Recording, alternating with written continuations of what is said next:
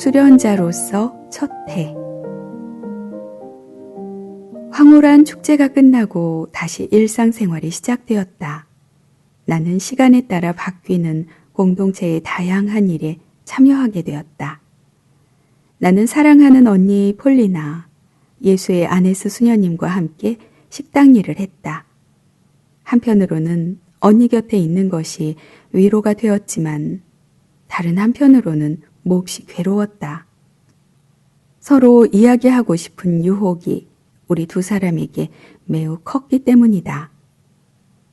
나는 폴리나에게 내 마음을 기꺼이 털어놓고 내 생각을 그녀와 나누고 싶었지만 한편 침묵을 요구하는 수도원의 규칙을 충실히 지키고 싶었다. 나는 지금 가르멜에 와 있으며 더 이상 빗소내에 있는 것이 아니기 때문이다. 예수님은 내가 가장 사랑하는 분으로서 나는 그분을 기쁘게 해드리고 싶었다. 수련 첫 해는 무엇보다도 3대 서원을 준비하는 데 소요되었다. 수도원의 일상생활은 그것을 실천하는 데 충분한 기회를 제공했다. 착복 이후 가난한 생활을 익힐 만한 기회가 많았다.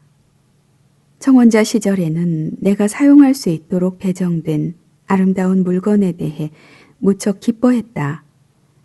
어느 날 밤 나는 방에서 급한 볼일이 있어 선반 위에 놓아둔 작은 램프를 찾았지만 찾을 수가 없었다.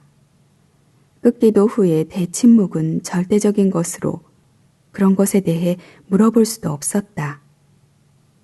혹시 어떤 수녀님이 실수로 가져갔는지도 모를 일이다. 나는 예수님이 내게 원하시는 바를 곧 알아차렸다.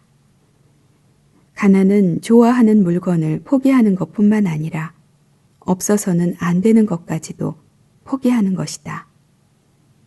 이렇듯 캄캄한 어둠 속에서 내적 빛이 하나 떠올랐다. 이렇듯 중요한 깨달음을 간직하고 나는 잠자리에 들었다. 램프 없이는 아무것도 할 수 없었기 때문이다. 그 당시에는 불편하고 보기 흉한 사물에 대한 사랑에 사로잡혀 있었다. 나는 작고 예쁜 물병이 내 방에서 치워지고 그 대신 못생기고 흠 있는 것이 돌아왔을 때 진정으로 기뻐했다. 대단히 어려운 일이었지만 나를 정당화하지 않으려고 많은 노력을 기울였다.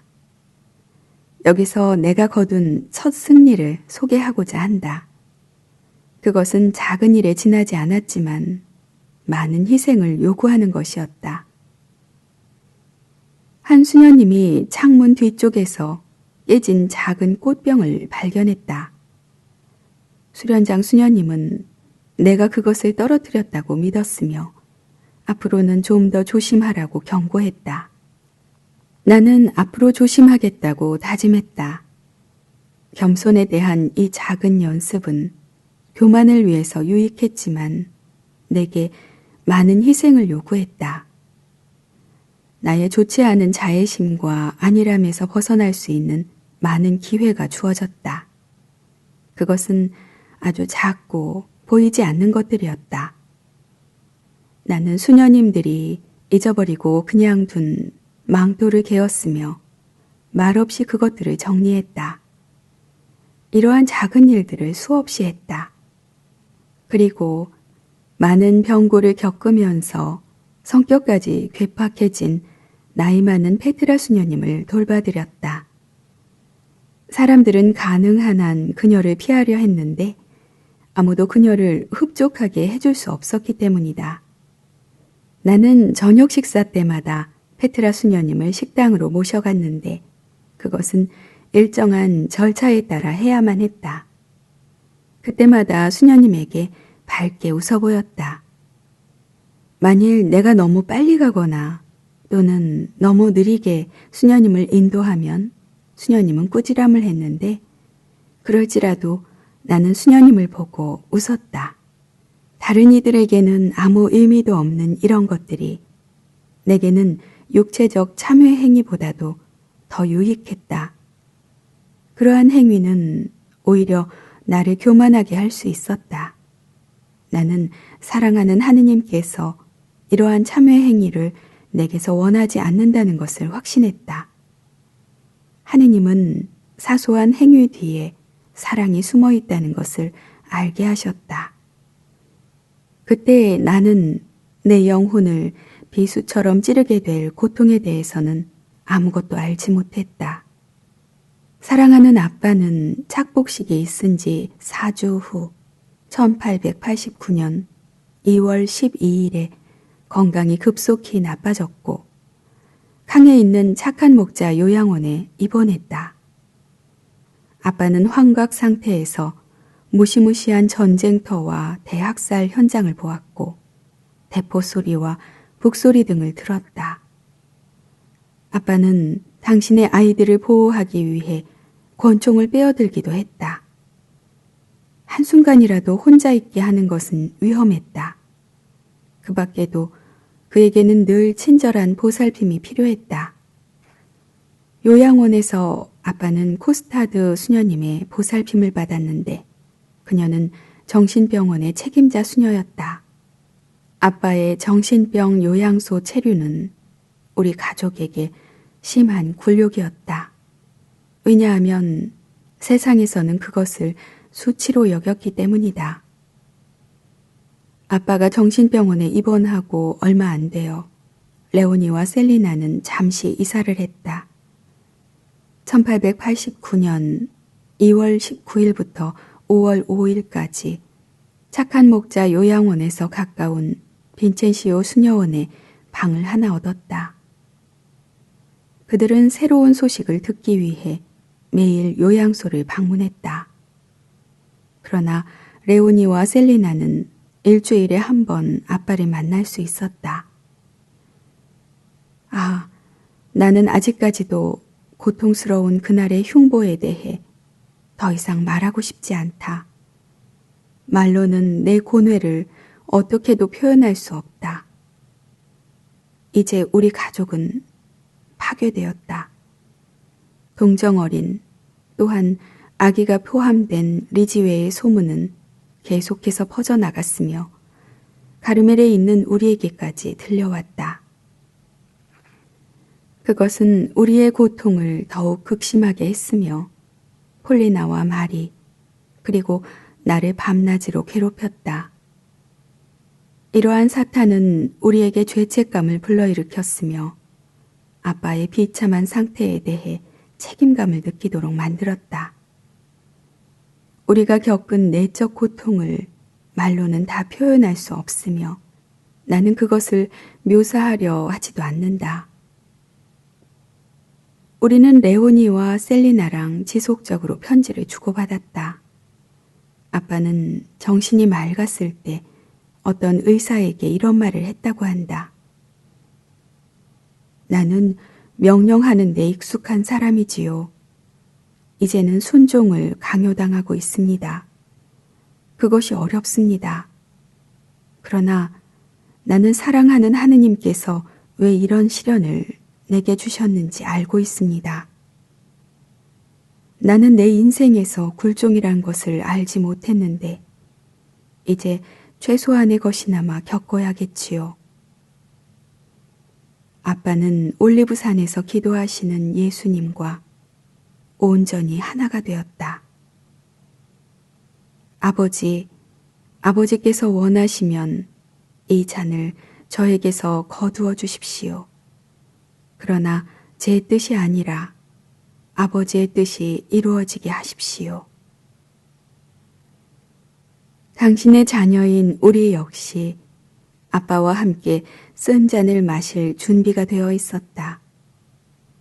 우리는 아빠와 함께한 고통의 시간이 우리 삶에서 가장 풍요로운 것이었음을 언젠가 천국에서 깨닫게 될 것이다.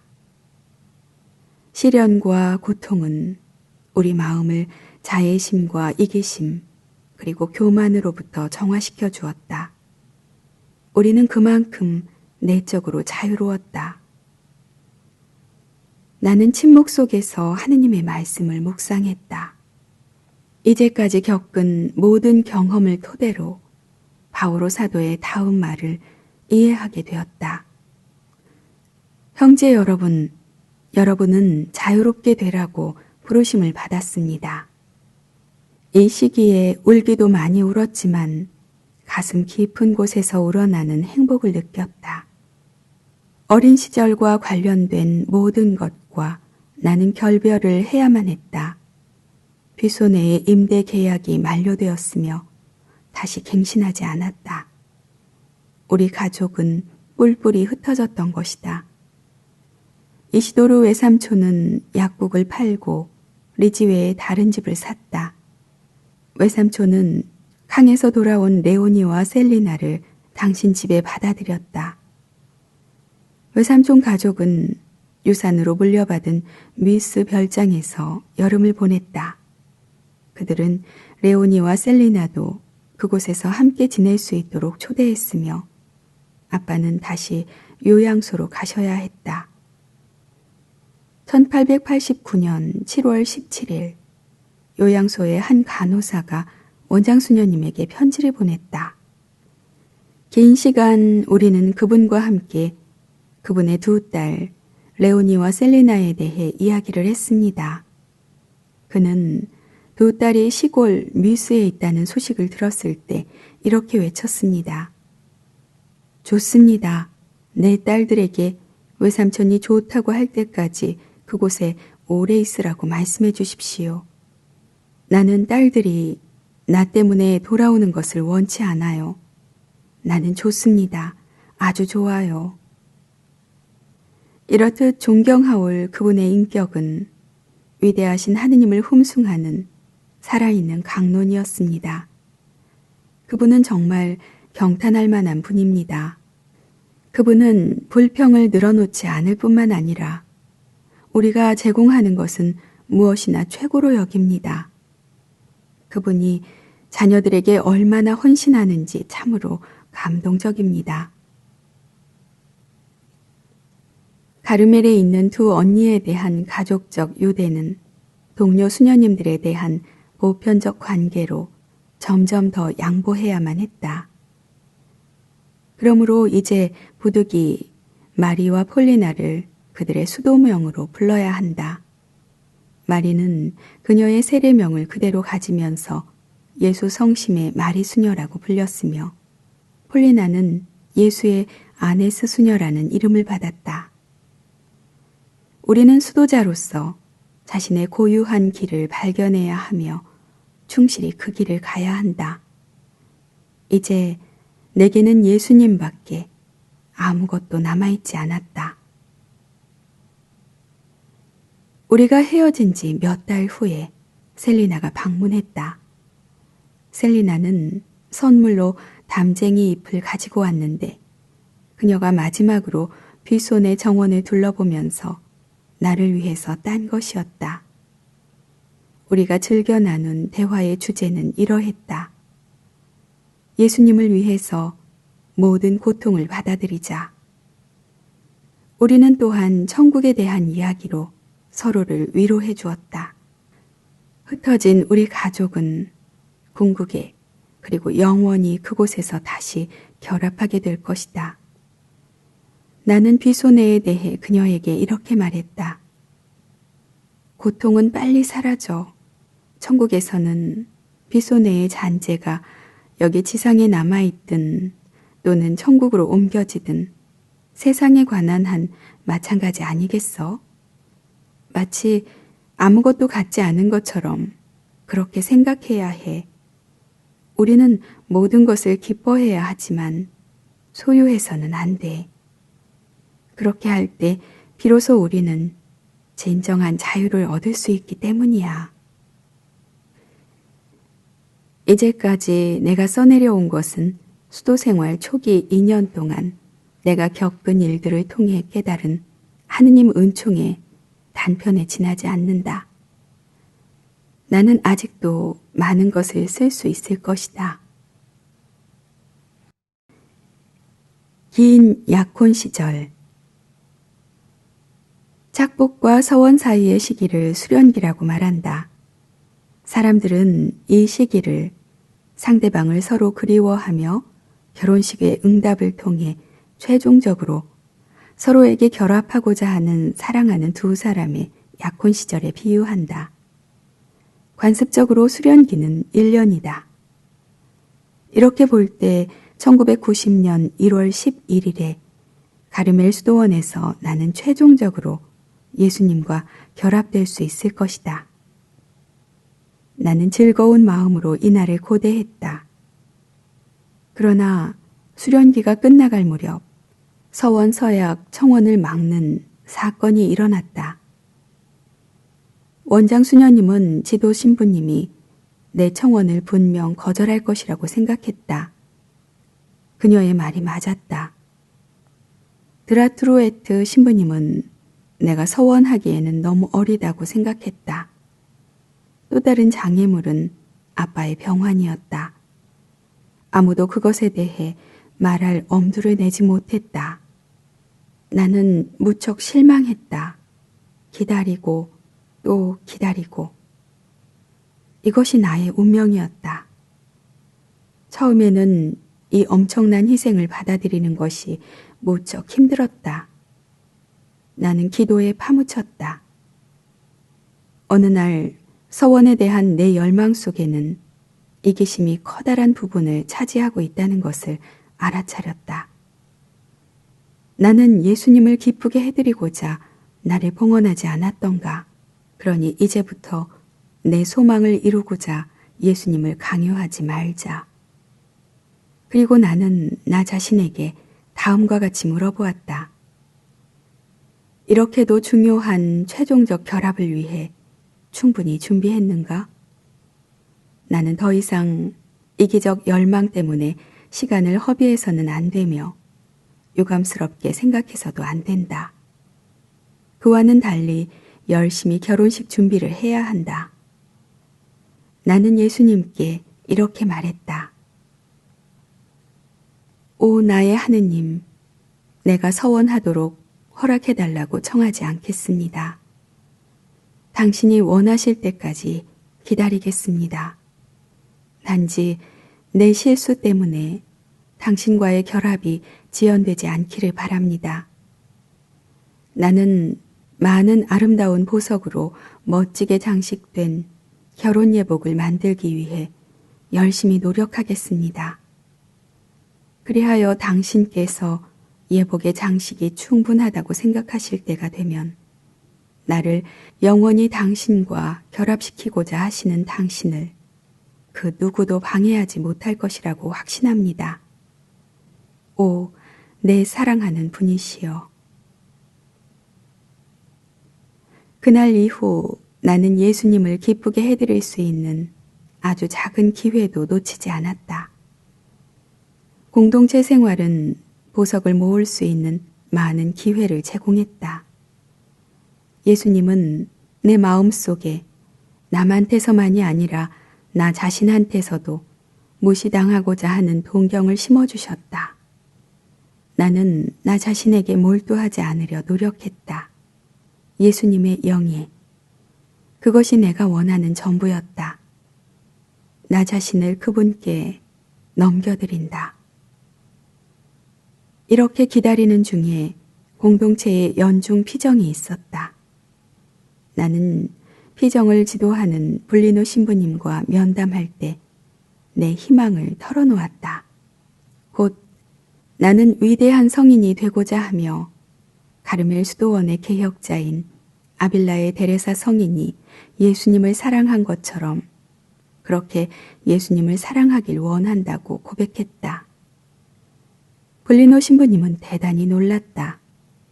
그는 나의 고백을 교만하고 불손하다고 생각했다.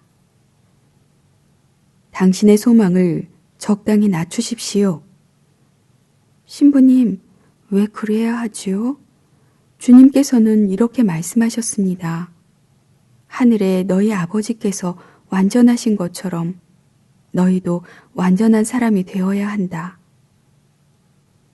나는 오직 하나만을 원했다.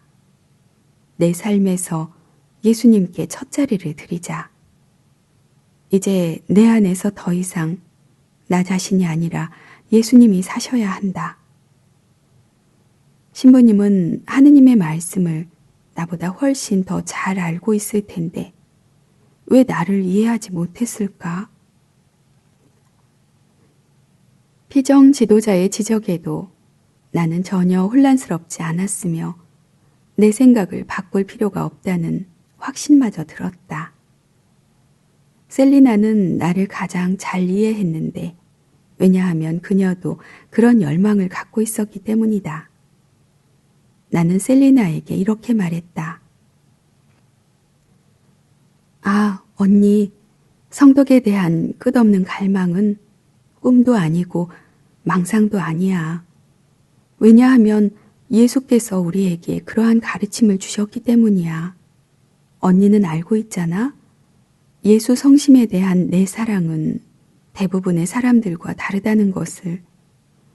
나는 신랑이신 예수님의 마음이 온전히 내 것이고 나는 또한 온전히 그분의 것이라고 생각해.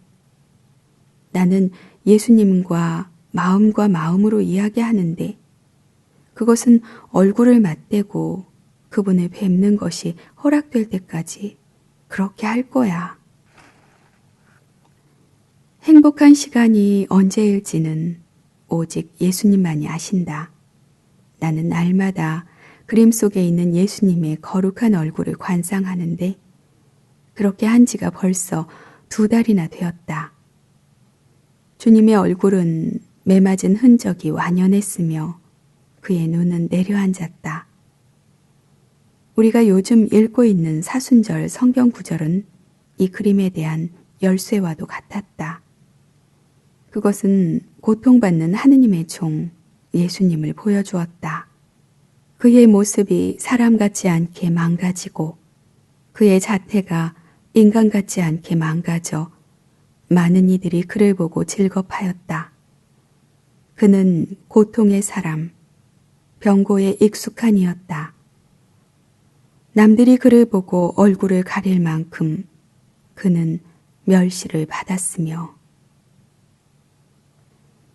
이사야 예언자의 말은 고독한 아빠와 우리 친척들의 처참한 시련 위에도 밝은 빛을 던져주었다. 이러한 생각을 셀리나에게 써보냈다. 아빠, 셀리나, 내가 생각하는 모든 것을 언니에게 말할 수는 없어. 예수님은 당신의 헤아릴 수 없는 사랑 안에서 가장 훌륭한 십자가를 우리에게 보내주셨어. 아빠가 예수님과 그렇게 비슷해진 것을 어찌 한탄할 수 있겠어? 아빠의 얼굴도 사람들 앞에서 망가졌으며 굴욕을 당했어.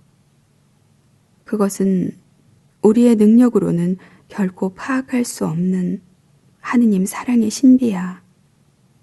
사랑하는 언니, 우리는 고아가 되었지만 사랑 안에서 기도할 수 있어.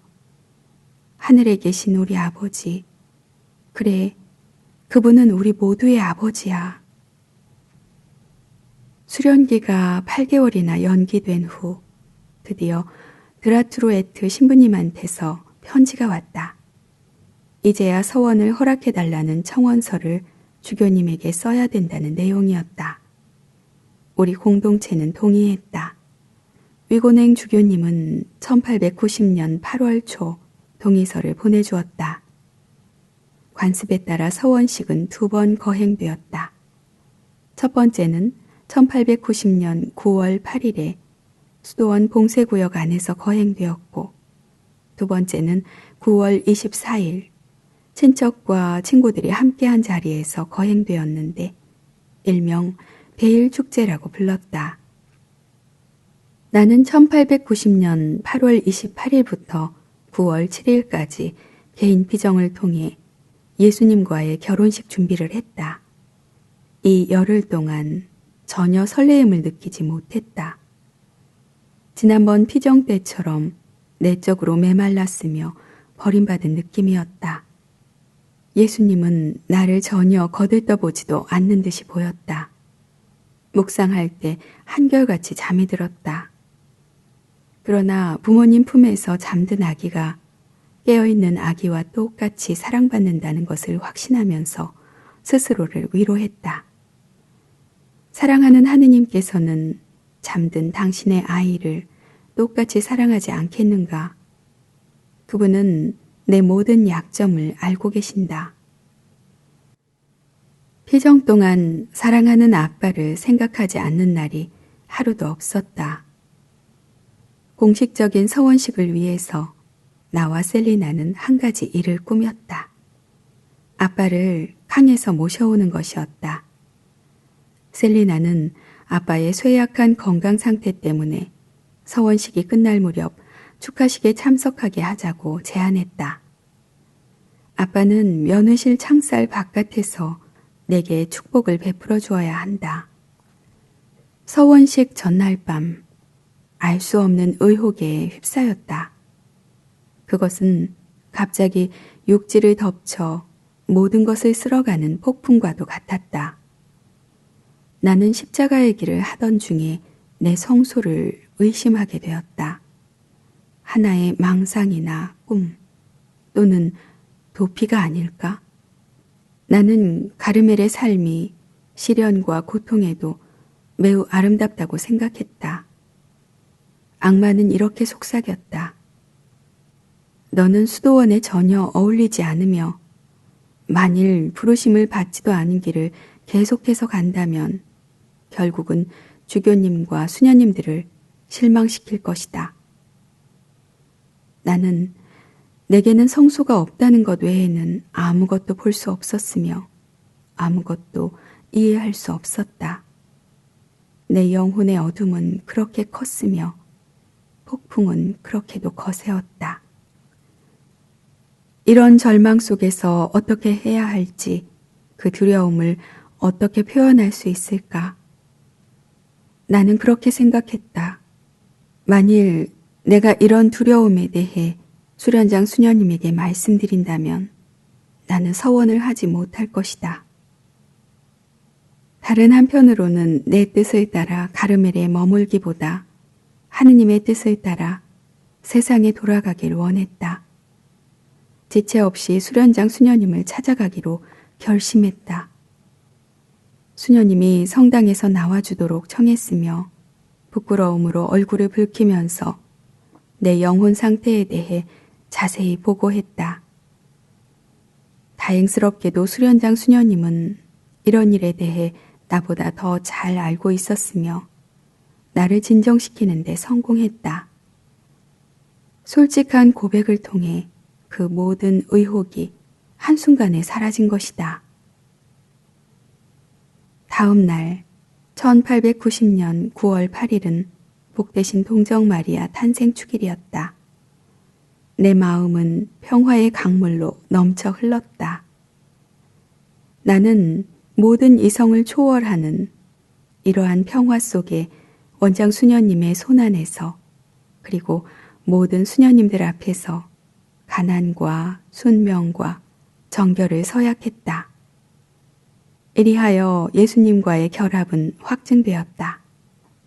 나는 비할 데 없이 진실한 왕이신 예수 그리스도의 왕비가 된 느낌이었으며 이날 모든 사람들을 위해 많은 은총을 그에게 청했다. 나는 아무도 잊지 않았다. 특히 모든 죄인들이 회개하길 원했으며 한 사람도 지옥불에 떨어지지 않길 바랐다. 또한 모든 가족을 위해서, 특히 아빠를 위해서 기도했다. 하느님께서 원하신다면 아빠가 다시 건강해지길 기원했다. 나는 나 자신을 위해 청하는 바를 종이 쪽지에 적어 가슴에 품고 있었다. 오 예수님, 내 거룩한 신랑이시여, 순결한 내 세례복을 더럽히지 않도록 도와주소서. 오로지 당신만을 찾게 해주시고 오로지 당신만을 발견하게 해주소서. 피조물들을 허무로 여기게 해주시고 나 역시 피조물에게 아무것도 아닌 것이 되게 하소서. 세상의 어떤 사물도 내 영혼의 평화를 어지럽히지 못하게 하소서. 오 예수님, 나는 오로지 당신의 평화만을 청합니다. 평화를, 그리고 끝없이 무한한 사랑을 청합니다. 내가 한 약속을 온전히 성취할 수 있도록 도와주소서. 아무도 내게 관심을 두지 않도록, 마치 작은 모래알과도 같아서 사람들이 그냥 밟고 지나갈 수 있도록. 사랑하는 이여, 나를 당신께 봉헌합니다. 그리하여 당신은 내 안에서 당신의 뜻을 완성하실 수 있으리이다.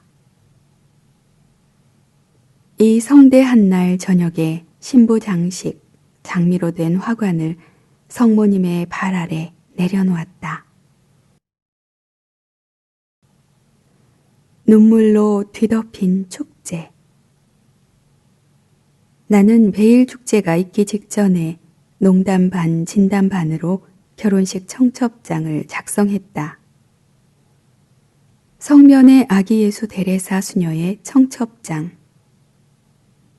전능하신 하느님, 하늘과 땅을 지어내신 창조주시여, 세상의 유일한 통치자시여, 그리고 하늘의 여왕이신 마리아여, 당신들께 왕중 왕이신 당신 아들 예수 그리스도와 데레사 마르텍 양의 결혼식을 알려드립니다.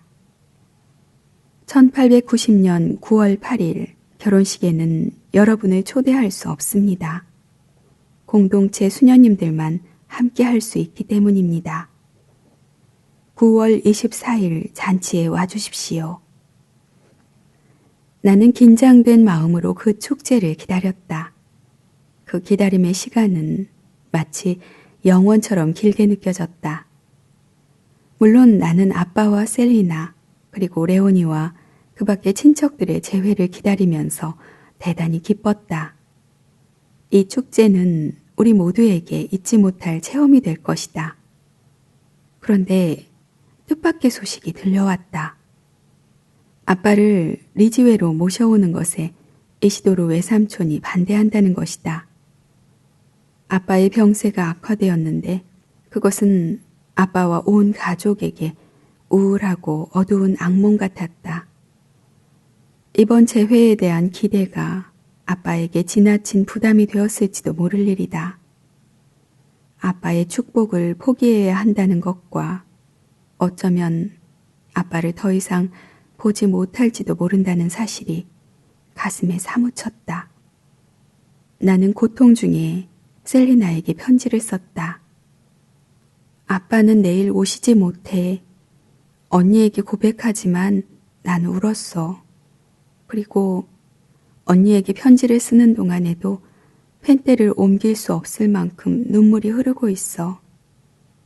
내가 얼마나 아빠를 보고 싶어 했는지 언니는 알고 있지.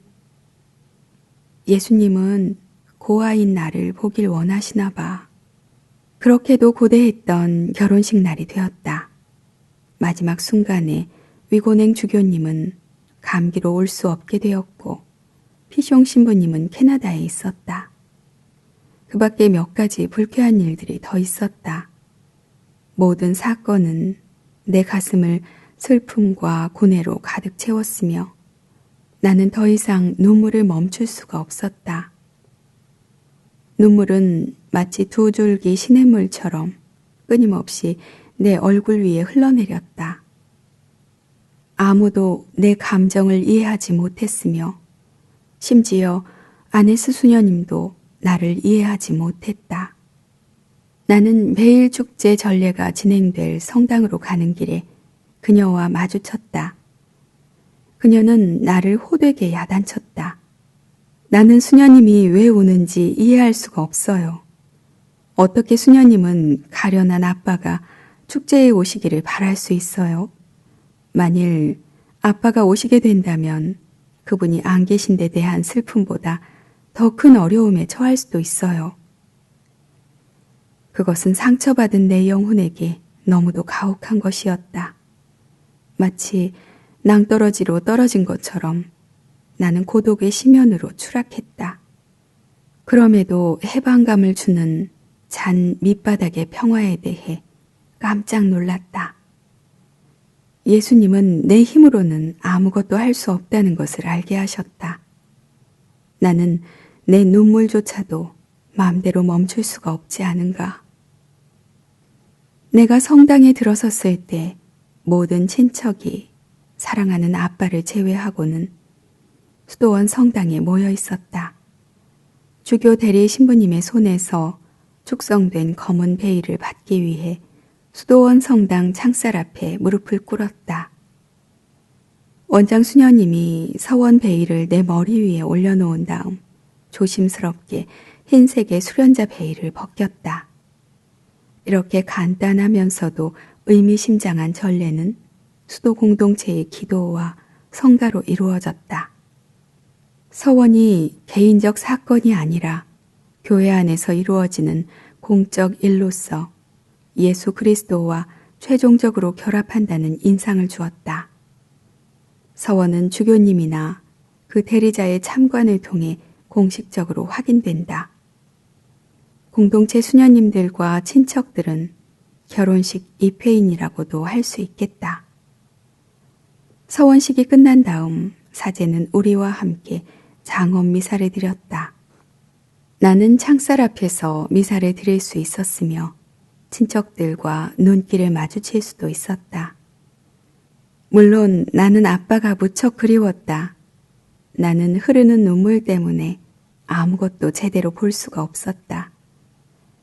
비록 눈물로 가득했을지라도 아름다운 축제가 끝날 무렵 나는 행복하게 고백할 수 있었다. 그리스도는 나의 사랑, 당신은 내 삶의 전부. 베일 축제가 있은 지 8일 후 사촌 요한나 계랭이 결혼을 했다. 그녀는 가르멜로 우리를 방문했다. 그녀가 남편에게 얼마나 푹 빠져 있는지 눈먼 장님이라도 다 보았을 것이다. 희색이 만연한 얼굴로 남편이 베푼 수많은 친절에 관해 이야기했다. 그녀는 그렇게도 남편인 프란치를 사랑스러워했다. 프란치의 눈빛만 보고도 그가 무엇을 원하는지 다 알 수 있었다. 나는 그녀의 말을 신중하게 들었으며 신부가 얼마나 많은 친절로 신랑을 감싸주어야 하는지를 배웠다. 그리고 내가 그렇게도 사랑하는 예수님을 요한나가 프란치를 사랑하는 것보다 더 사랑하리라고 결심했다. 나는 그녀의 열정에 감동되어 모든 행동에서 전보다 더 예수님께 기쁨을 드리고자 노력했다. 그러나 아무도 그것을 눈치채지 못하게 했다. 변절한 사제. 서원식이 있던 1890년에서 91년 겨울은 무척 혹독했다. 나는 추위를 몹시 탔는데 수도원의 난방을 한 방이 하나밖에 없었기 때문이다. 나는 하루 종일 난로 뒤에 숨어 있으련마는 내가 해내야 할 일들이 그것에 허락지 않았다. 그 당시 나는 제2방 담당 스타니슬라브 수녀님의 보조로 임명되었다. 초를 정리하고 분향 그릇을 깨끗이 닦고 미사를 위한 성작과 성합을 준비하는 일을 도와드렸다.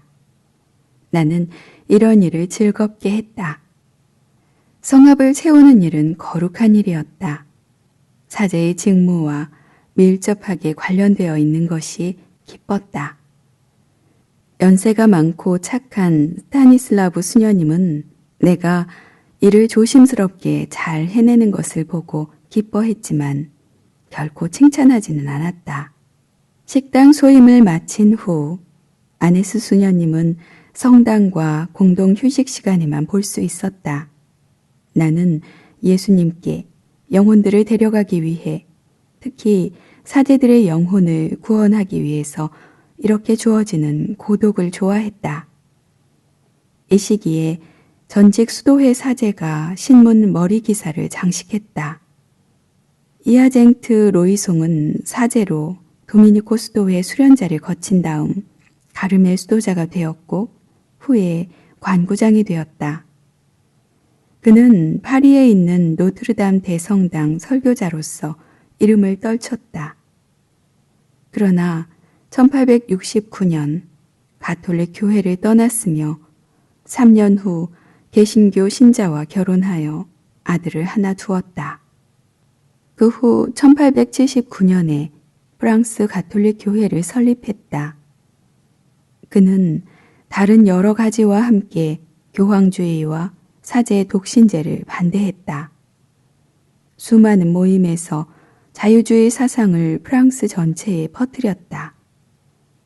셀리나는 내게 지방신문인 라크루아에 여러 논설을 보내주었는데 논설들은 이 사건을 자세히 다루고 있었다. 사방에서 많은 사람들이 그 타락한 수도자를 지탄했으며 그를 혹평했다.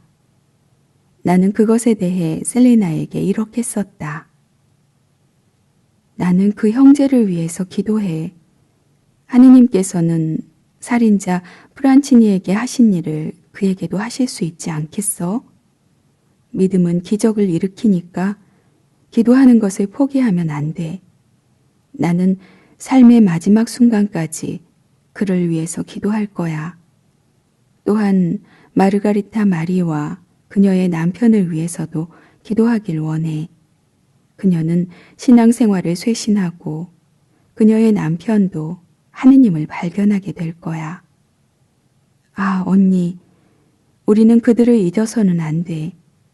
우리는 그들을 위해 우리 자신을 잊어야 해. 나는 한 영혼을 구하기 위해서 1000번이라도 내 생명을 바칠 각오가 되어 있어.